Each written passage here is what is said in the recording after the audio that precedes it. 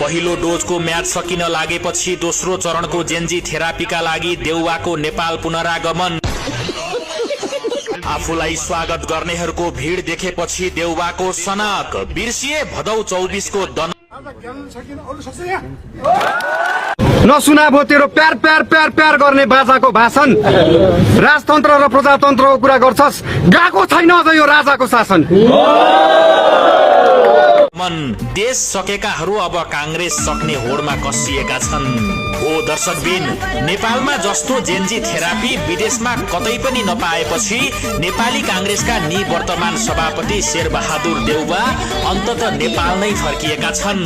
गत भदौ 24 गते पहिलो डोज फेला पारेका उनले फेरि दोस्रो डोज बेलैमा लिनका लागि नेपाल आएको बुझिएको छ। जेन्जी आन्दोलनमा गतिलो मसाज भेटेका र उपचारको बहानामा मुसो झैं लुसुक्क विदेश भागेका उनी एयरपोर्टमा ओर्लने बित्तिकै बाघ जस्तै गर्जिने प्रयत्न गरे।